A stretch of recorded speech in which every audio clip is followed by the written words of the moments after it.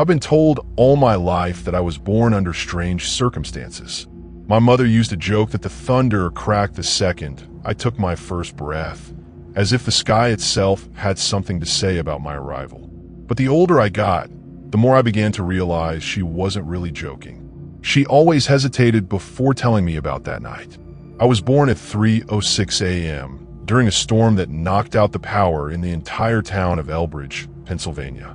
The hospital generator flickered. My mother said the nurses seemed nervous. The kind of nervous people try to hide when they don't understand something. But that's not the strangest part. Apparently, just before I was born, my mother's still mid-labor, screaming into a pillow, so she wouldn't scare the other patients. A crow landed outside her hospital window, on the 5th floor, in a downpour. It didn't flinch at the thunder. It didn't shiver from the rain. It just stood there, tapping at the glass with its beak. Then it said my name, not after I was born, not as a fluke of mimicry, but before I even had one. My father had told the nurse the name they'd chosen just moments before, whispering it almost lovingly. And somehow that damn crow knew. It tapped once more after it spoke, then flew off into the black sky like it had done its job. When I was little, I thought this was just one of those creepy stories parents make up to freak out their kids. But over time, I learned two things. One, my parents were terrified of birds. Both of them. And two, that crow never really left. The first time I remember seeing it was when I was 5. I was sitting in the backyard, building towers out of sticks and mud while my dad grilled burgers in silence. He never spoke much after I was born. My mom sat in the kitchen, watching through the window. That's when the crow landed on the old swing set. It didn't make a sound, didn't caw, just stared. Its feathers looked slick like oil in sunlight. Its eyes weren't beady like other crows. They were sharp, unblinking, almost aware. I stood up and looked at it, and I swear on everything, it tilted its head and said, "Elliot." My name, my real name. It didn't sound like a bird mimicking a voice. It sounded human, cold, measured, like someone reminding me of something I was supposed to forget. I screamed so loud that my mom broke the screen door running. When I told her what I heard, she pulled me inside so fast I scraped my arm against the porch railing. She didn't comfort me. She didn't ask questions. She just whispered, "Never speak to it." By the time I turned 10, the crow had become a ghost I couldn't shake. I saw it on the school fence during recess, perched on the roof of our church during Easter Mass, even following my school bus on rainy days like it was tracking me. Once I woke up to find it sitting on my windowsill, watching, always watching. When I moved closer, it didn't fly away. I remember asking my mom again why she was afraid of it. She told me, because it remembers. That made no sense then. I figured she meant it remember me feeding it or throwing rocks at it or something stupid. But when I looked closer, really looked into its eyes, I felt something I didn't have a word for back then. Something like guilt or grief, like I'd done something wrong a long time ago, and it was still waiting for me to pay. High school came and went. I moved out at 17, desperate to escape the shadow that bird had cast over my childhood. I went to college in Ohio, then moved to Seattle. I didn't talk to my parents much, and I told myself I didn't care. I hadn't seen the crow in 5 years. Until last Tuesday, I was walking home from work. It was dusk, that weird, silvery part of the evening where shadows stretch longer than they should. The streets were mostly empty except for some kids playing tag and a dog barking across the alley. I took a shortcut through the small park near my apartment. That's when I saw it, perched on a broken lamppost. Slick black feathers, sharp, silent eyes. The crow. It tilted its head. I stopped walking. My hands went cold. I hadn't seen it in years. I thought I was done with it. I thought maybe, just maybe, it had forgotten me. Then it opened its beak. Elliot. The same voice. Exactly the same. A decade older, but still as calm and hollow as the day I first heard it. I turned and ran. That night, I didn't sleep. I kept expecting to hear tapping at the window. I tried to convince myself it was stress. A coincidence. Maybe I just saw a crow. Not the crow. But then I got a call from my mom. I hadn't spoken to her in over a year. She didn't say hello. All she said was, "It came back, didn't it?" I asked her what the hell was going on. Why it was still following me. Why it spoke my name. Her voice cracked when she answered. Because it's never done watching. I asked her what that meant. She started crying. Then the line went dead. The next day, I flew back to Elbridge. I hadn't been home in nearly a decade. The town looked the same, quiet, haunted in its own way. My old neighborhood was overgrown. The swing set was gone. My parents' house looked older, like it had been holding its breath too long. Mom didn't answer the door when I knocked. I let myself in. The house smelled like dust and old books. The hallway was lined with pictures of me, smiling, young, unaware. I found my mom in her bedroom, staring out the window. "The tree," she whispered. I looked outside. The crow was perched on the old oak in the backyard. Same slick feathers, same stare. She told me the truth then. Long before I was born, before even my mother was born, the women in our family were marked. That was the word she used, marked. She said the crow came to her mother, and her mother's mother, always at times of death or birth. It never hurt anyone directly, but it always watched. And sometimes it spoke. Never lies, just truths no one wanted to hear. "It's a sentinel," she said. "Not a bird." "Not really." I asked her why it knew my name before I was born. She hesitated. Then she told me I wasn't her first child. She had a son before me, a stillbirth. She never told anyone, not even my father. She named him Elliot, but then something changed. A few days later, the crow came to her. It whispered something through the hospital window. The next morning, the doctor said the child's heart was beating again. She didn't believe it at first, thought it was a mistake.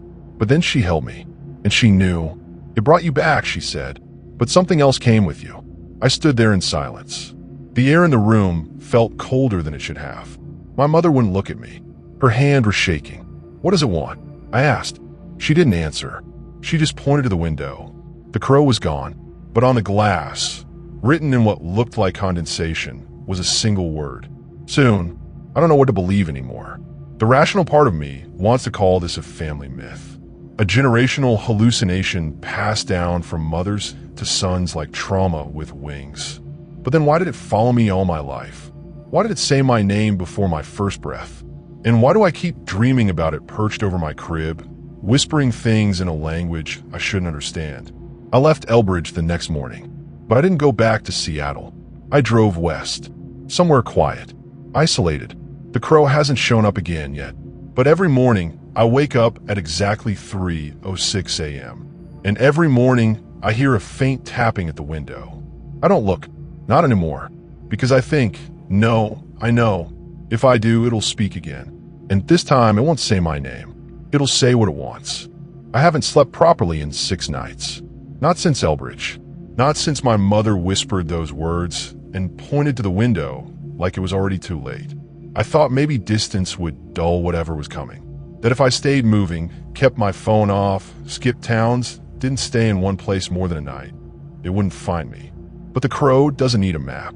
It follows memory, smell, guilt, something deeper. The motel I'm in now is in a place called Beach Hollow, a town so small it's not even listed on Google Maps. Just a blinking vacancy sign and a crooked fence covered in ivy. I told myself I'd only stay one night. That was 3 nights ago. I haven't checked out.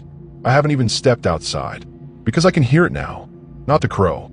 Something else. Whispers. Just before dawn. Between 3:04 and 3:06 a.m. They come from behind the motel wall. The one behind my bed. The one with no adjacent room. The first night it happened, I woke up gasping like I'd been drowning in my dreams. There was no tapping at the window this time. No shadows flying past the curtains. Just that voice. Low. Familiar. It said, "We never made a deal." I froze. Then I heard flapping. Not outside. Above me. Like wings brushing the ceiling. Impossibly slow. I didn't look up. I couldn't. I just laid there, eyes wide, heart locked in my throat, listening as something shifted in the dark, moving across the ceiling toward the wall. And then silence. Dead. Choking silence. The next morning, I checked behind the wall. It's brick, old, damp, and covered in claw marks. I don't mean scratches. I mean gouges, like something was trying to dig its way out. I tried leaving Beach Hollow the next day. I packed my bag, grabbed my keys, and walked out to the rental car. The engine wouldn't start. Battery was fine. Fuel full. No sign of damage. Just wouldn't turn over. Then I saw it. The crow, perched on the hood, closer than it's ever been. This time, its eyes weren't just watching, they were glowing. Not bright, like a flashlight, just illuminated, like something burning behind them. It opened its beak, but this time it didn't say my name. It laughed, a dry, distorted chuckle like dead leaves being crushed in a tunnel. And I swear to God, its beak didn't move. I ran back inside. The motel manager knocked on my door an hour later, asked if everything was all right. I told him I was sick. He nodded too slowly. Before leaving, he said something strange. "You hear it too, don't you?" I asked him what he meant. He just smiled, an empty, broken smile, and said, "It lives in the name. That's how it finds you." That night, I ripped the label off my luggage, tossed my ID in the motel sink, and started saying a different name out loud. Jacob. My name is Jacob. Jacob. Jacob. But no matter how many times I said it, I could feel it behind me. Listening. Judging. At 3:06 a.m., the whispers came again. This time, more than one voice. I heard my mother's voice, then my own, then something older, something that felt like it had been buried alive for centuries. Then the voice said, "Names are not ownership. They are reminders." I didn't sleep again after that. I tried calling my dad yesterday. His phone rang once. Then it was answered, but I didn't hear his voice. All I heard was wind. And somewhere in the background, like it was deep inside a tunnel, I heard the sound of flapping, followed by my voice. Not me, but my voice saying, "Why did you bring me back?" Then the call ended. My phone hasn't worked since. The motel manager disappeared. His office door is locked, and the lights haven't been on for 2 days. But the crow is still here, always perched near my window, never blinking, waiting. This morning, I found something slipped under my door. A single feather, long black, still wet. Attached to it was a note, written in handwriting I recognized instantly. My own, but I didn't write it. It said, "You must remember what you were before the breath was stolen. Not everything that returns is whole. It's not watching you. It's waiting for permission." I threw up in the sink after reading it. The water came out black. For a moment, I swear I saw something small writhing in it. Not worms. Fingers. Child-sized. I tried burning the note.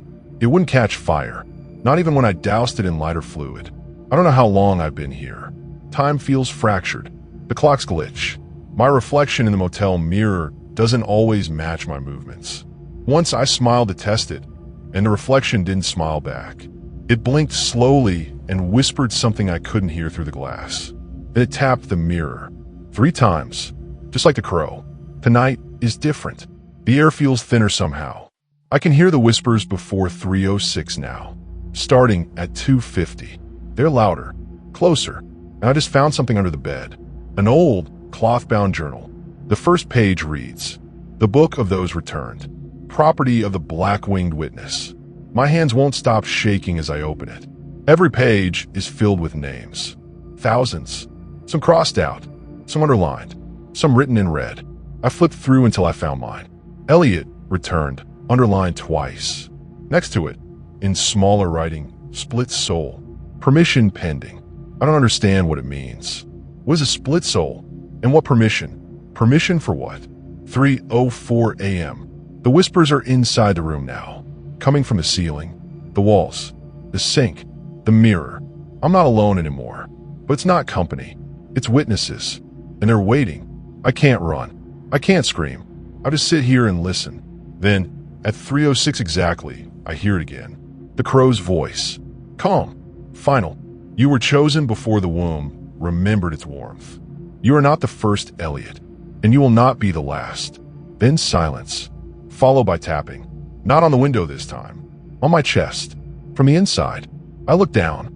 There's a bruise forming over my heart, shaped like a feather. I think something inside me is waking up.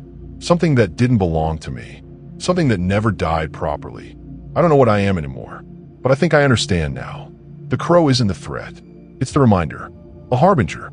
The one that comes when the deal is near its end. And whatever I was before, it's trying to come back.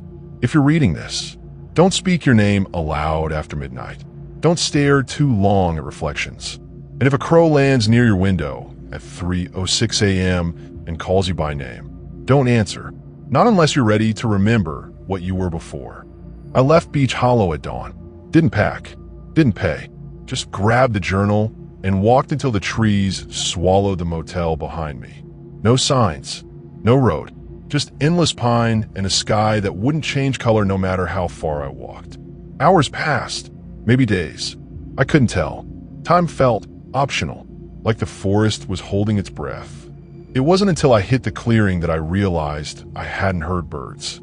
No rustling, no life, except one sound, a single rhythmic caw, over and over and over. In the center of the clearing was a cabin, dilapidated, roof sagging, windows cracked, but it stood like it had always been there. And something told me I'd been here before. That cabin was the kind you see in dreams you don't remember until it's too late. Like a memory that was stolen and quietly returned. The front door was slightly open. I stepped in. The wood creaked, but not from my weight from breathing. The entire cabin was pulsing, expanding, and contracting like a living lung. Dust floated like ash in still air. And in the center of the room was a crib. It didn't make sense. It was new, pristine, whitewood with pale blue ribbons tied to the rails. Inside it was a bundle of cloth, swaddled, silent. I didn't want to look, but I did. Inside the cloth wasn't a baby. It was a feather, jet black, the size of a child's forearm, still warm. And beneath it, a scrap of paper folded so tight it had teeth marks on it. My teeth marks. I opened it. It said, "The first time you died, you asked to forget. But forgetting doesn't undo the pact. You were born again with someone else's debt." I dropped it. It burned my fingers. No flames, just searing pain like betrayal given shape. And the moment it hit the floor, the cabin screamed. A deep, guttural groan that came from the walls, the floor, the ceiling. Like the structure itself was waking up. The crib shattered. Feathers filled the air. Then I heard footsteps behind me, but no door had opened. When I turned, I didn't see a person. I saw myself, a younger version, 8, maybe 9, standing barefoot in the center of the room, eyes wide, mouth open just enough to hum. A soft, steady hum, something I used to sing as a kid before I fell asleep. I whispered, "Who are you?" He blinked, tilted his head, then answered in my voice, the part that stayed dead. I ran, out the cabin, into the woods, branches tearing at my skin, lungs heaving. But no matter how far I ran, the sound followed. Not footsteps, wings, heavy, slow, like something too old for this world, struggling to stay aloft. I stopped when I hit the creek, dropped to my knees, and looked at my reflection. I screamed. My eyes weren't mine. They were black, entirely, like 2 wet stones in a pale skull. And behind me, in the water's reflection, stood the child, smiling. The crow landed on my shoulder. I didn't flinch this time. Its weight was familiar now, natural, like it had always belonged there. It whispered, not aloud, but inside my head, "Your body returned, but the soul is shared. He stayed buried, so you could survive." I asked, "Who is he?" The crow tilted its head. "The you that never should have been born." My knees buckled. Memories I never lived rushed back in. Flashes of dark water, a woman crying, a doctor saying stillborn, and a voice mine saying one of them can live.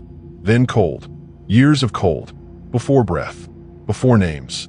I woke up in a church, alone, but not abandoned. Candles were lit, the altar untouched by dust, and in the front pew sat a man in a black coat, face hidden by shadows.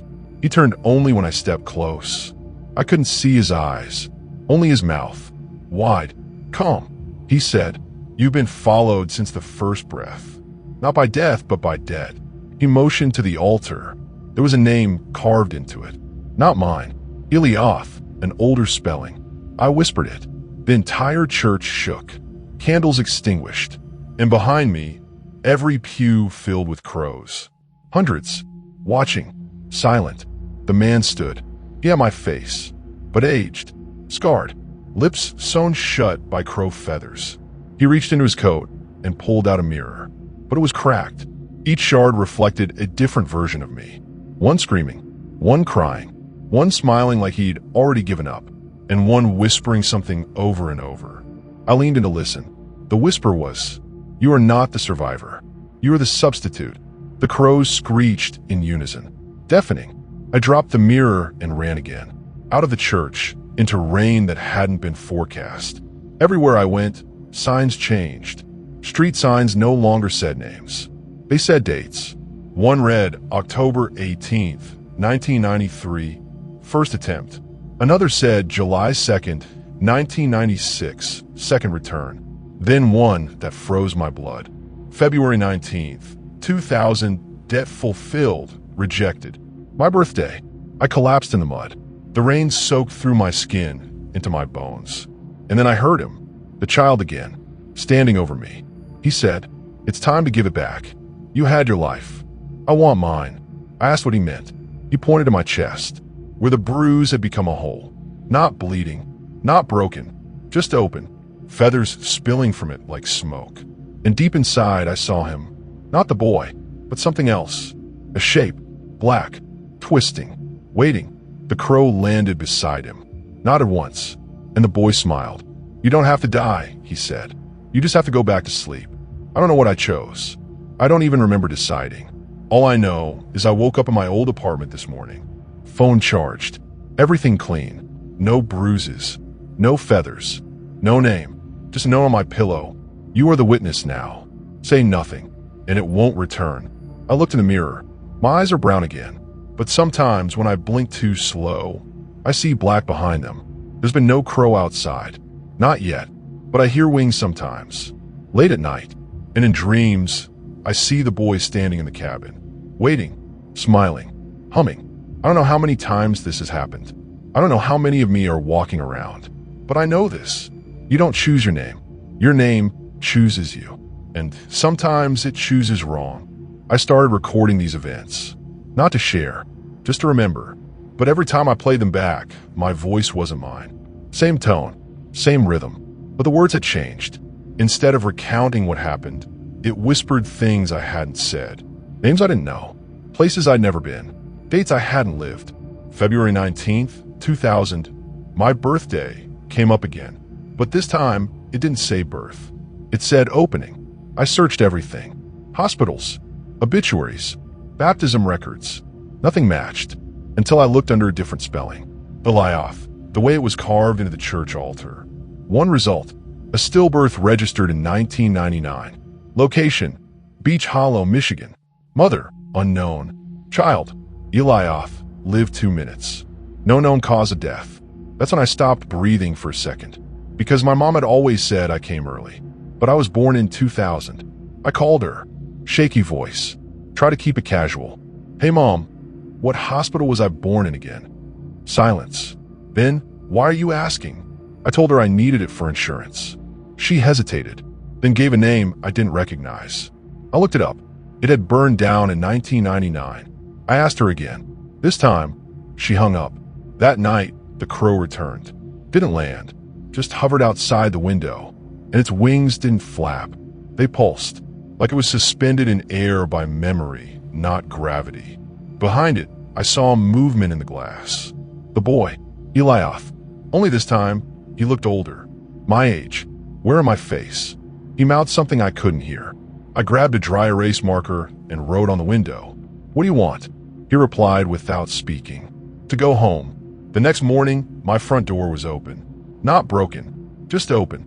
There were muddy child-sized footprints leading to the kitchen, and a note on the fridge that read, "You brought me back." I just followed the trail. Underneath, it was one of the crow's feathers. This one had a word etched into the shaft. Remission. I took it to a linguist from a local university. Said it looked ancient. Pre-modern Latin mixed with Aramaic. He asked me where I got it. I told him it was from an old costume prop. He didn't believe me. Said this kind of carving was only used in spells of spiritual debt transfer. Things got worse after that. Mirrors stopped showing my reflection at all. Only the boy, always the boy, wearing what I wore that day, smiling wider every time. One night, I covered every mirror in the apartment, but he still appeared. In windows, in reflections of water, in my phone screen when it blacked out. One day, I caught him whispering, pressed my ear to the mirror. He was saying a name over and over. Not Eliath, not mine, but my father's. That broke something in me. I never knew my dad. My mom said he disappeared before I was born. But what if he hadn't? What if he made a deal? What if he traded his first son for something? A second chance, a clean life, or maybe to forget something unholy. And I was the collateral. I went back to Beach Hollow. This time, the road was clear, as if it had been waiting for me to return on my own. I parked the car and walked into the forest. The air was different now. Not cold, not hot, just heavy, like walking through fog that existed inside your chest. The cabin was still there, but now there were toys scattered outside. Rusted tricycles, broken dolls, a tire swing still turning from no wind, and written across the cabin's door, "He slept so you could breathe." Now it's your turn. I opened the door. The crib was gone. In its place was a mirror. Not cracked, not haunted, just clean, real. And when I looked into it, I saw them both. My father and Elioth. My father was kneeling, crying. He kept repeating, "I didn't know they'd keep him. I thought it would just be one life. I thought you wouldn't remember." And behind him, Elioth stood. Older now, my face but brighter, healthier, like a version of me untouched by pain or guilt.